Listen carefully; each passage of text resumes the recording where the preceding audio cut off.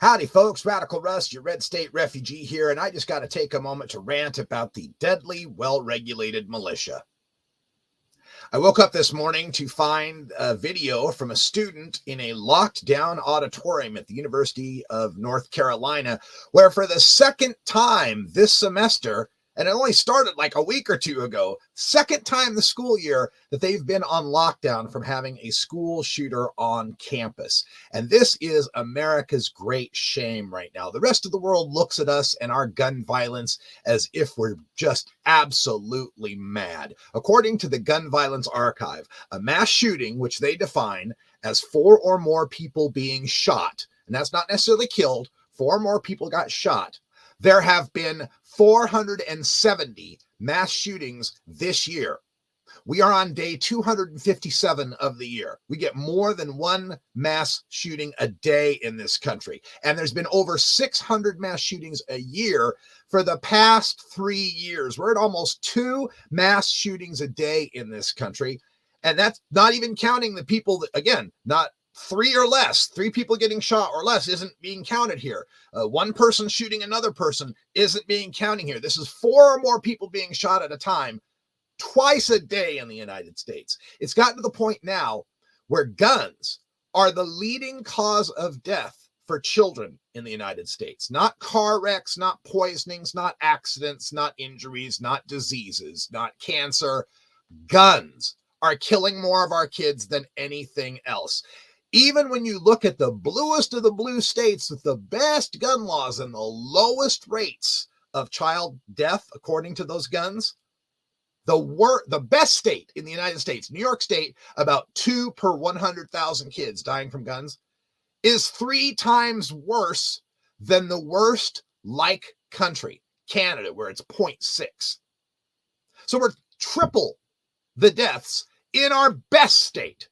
And then you start looking at some of the worst states, and it's 5-10 times as much. Well, how do we find ourselves here? Of course, that one amendment that conservatives can remember from heart, the Second Amendment, a well-regulated militia, comma, being necessary to the security of a free state, comma, the right of the people to keep and bear arms, comma, shall not be infringed, period.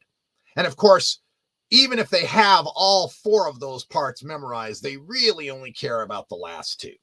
But let's talk about what that means, a well-regulated militia being necessary to the security of a free state. A militia, back in the day, was getting together a bunch of the townspeople that had guns and organizing them to defend yourselves against, Indian attacks or whatever it might have been back in the 1800s, right? We had to get the people together to defend ourselves because there was no one there to defend us. It was up to us. But that's not the case anymore. We have plenty of well-regulated militias. There are 12,501 police departments in this country employing 473,000 police officers. There are 3,063 county sheriff's departments in this country employing 173,000 sheriff's deputies. There are 50 state police agencies in this nation employing 6,528 state troopers. We have a National Guard that can be called up in any state or collectively for the nation that employs 336,000 National Guard soldiers. We also have, of course, our United States military with 1.4 million soldiers. And if that's not enough, we've got 800,000 U.S. reserves to back them up. I don't think we need to be rounding up Billy Joe Bob and his friends with their shotguns and hunting rifles to protect us from Indian attacks anymore. So I guess we're all in agreement that we really don't need a well-regulated militia anymore. So what's the point of the right of the people to keep and bear arms all about if we don't need them for the militia?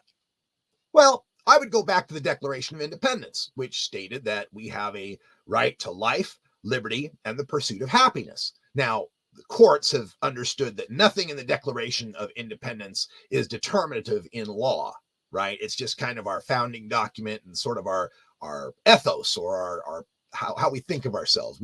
We're forming our country because we want to have life, liberty, and the pursuit of happiness. And in that respect, you can look at bearing arms as self-defense. You can't really have the right to life if someone else can take it away from you. You have to have a gun to protect your life. I can understand that argument. But let's also understand that these daily mass shootings, again, almost 2 a day, end life. There are people who no longer get to practice their right to life because some idiot with a gun killed them. And it shouldn't be on every individual to have to carry a gun every day, all the time, in every place to defend their life from some other idiot who wants to take it. Also, shootings curtail our liberty. When we are afraid to go to concerts, when we're afraid to go to the mall, when we're afraid to go out because some lunatic with a gun might shoot it up. And shootings derail our pursuit of happiness. These kids at University of North Carolina trying to get themselves an education to better their lives, again, in terror, locked down for fear they might be shot for pursuing their happiness. Now, I grew up in rural Idaho. I've been firing guns since I was a child, about 11, 12 years old. I've been in the military, so it's not like I have a fear of guns, a hatred of guns, a distaste for guns.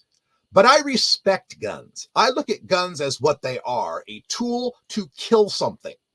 And with that, they should be respected, and they should be stored safely, and they shouldn't just be played with or trifled with or given to just any old guy who's got enough money to buy one.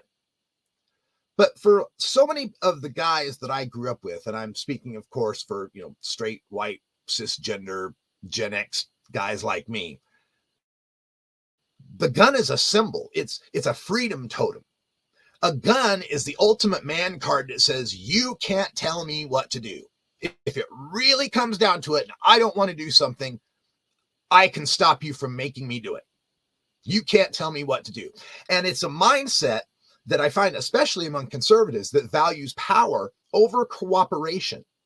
It goes right down to the conservative mindset of gathering power and using that power to gain more power. We see it in all the political moves of the Republicans. Among Democrats, it's usually more about cooperation, getting us all together and figuring out how we can solve our problems together.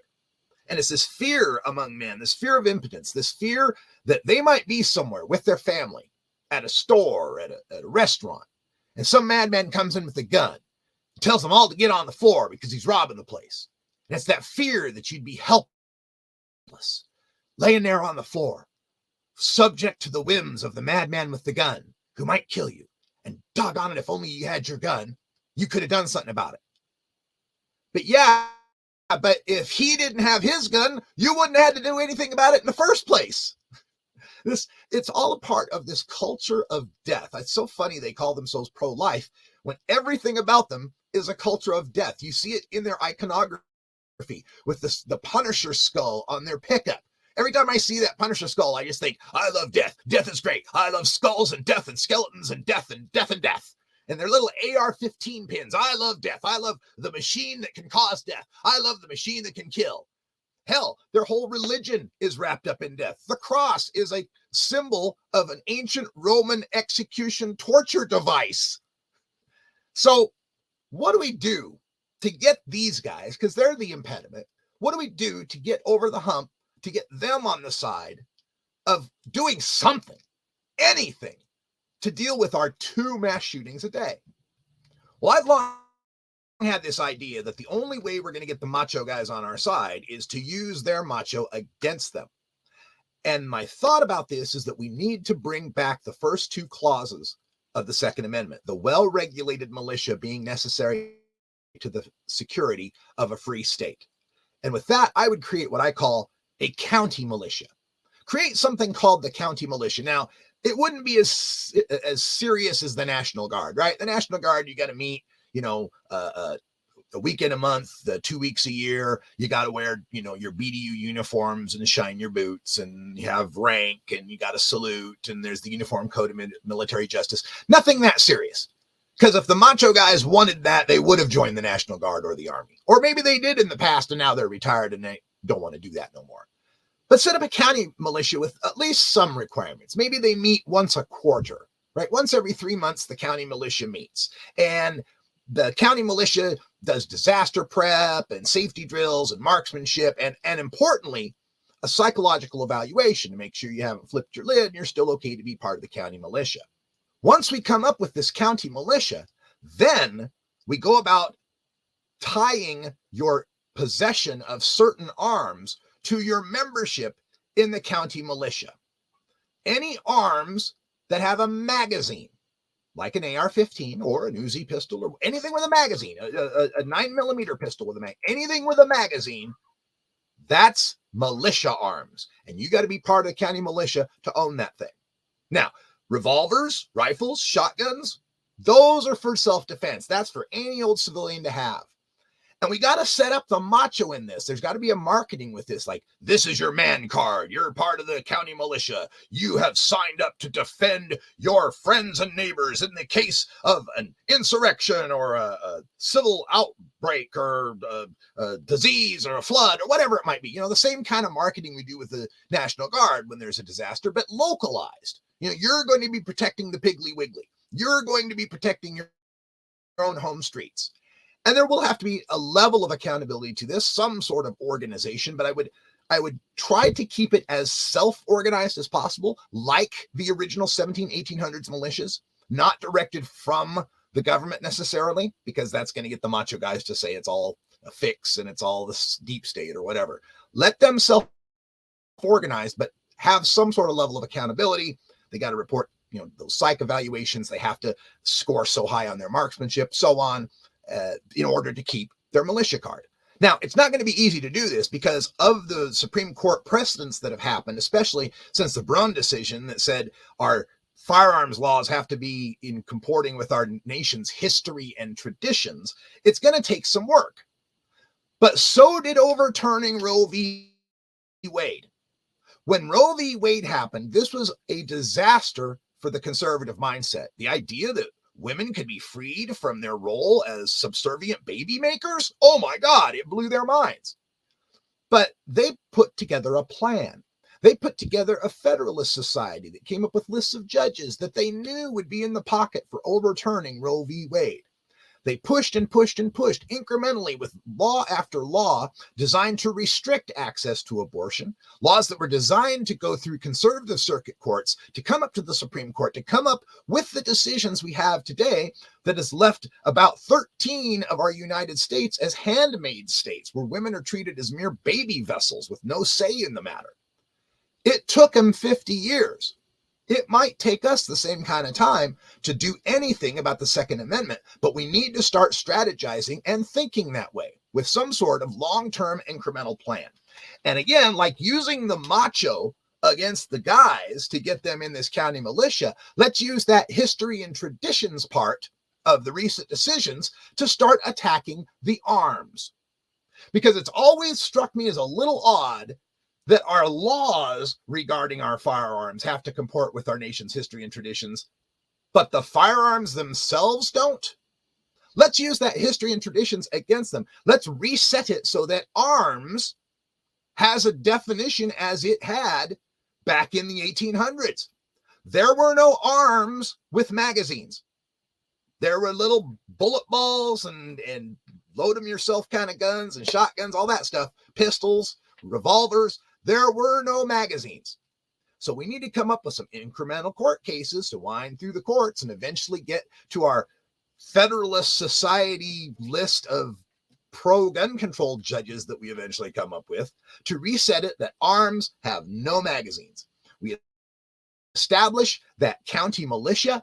We say that, yes, the people can keep and bear arms like the 1800s, rifles, pistols, and shotguns, but only the well-regulated militia can have the stuff with the magazines. Also consider that our nation's history and traditions, guns couldn't shoot bullets that went over 1,500 feet per second. That was the limit of the technology then. So civilians at home, you can have any sort of gun, any sort of ammo that only fires up to 1,500 feet per second. Any faster than that, got to be in the county militia. And consider in the 1800s that 1,000 bullets, a box of 1,000 bullets, cost you about a month's rent. So you can have your home defense, you can have your pistols, rifles, and shotguns, but 1,000 bullets is going to cost you, what's a median rent in America these days? $1,600, $2,000. It's like Chris Rock once said, we don't need gun control, we need bullet control. Box of bullets costs a month's rent. If someone gets shot, you can damn well bet they deserved it.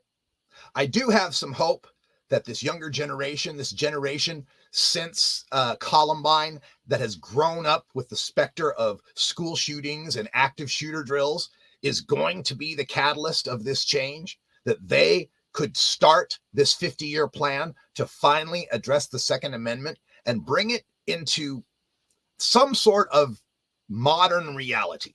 It's no longer the 1700s, 1800s, where we're out on the frontier, we have no police departments, and there's a chance that a marauding band of Indians could all attack us at once as a massive group. That doesn't exist anymore. The threats that we face as Americans could be a home invasion robbery, could be a civil disturbance where there's a riot and we need to protect our homes, but that's about it. We're not going to have to protect ourselves from a platoon of soldiers or a crazed band of natives trying to kill us for taking their land. This is the 21st century. Let's have a Second Amendment that matches the times. I'm Radical Russ, and that's the rant.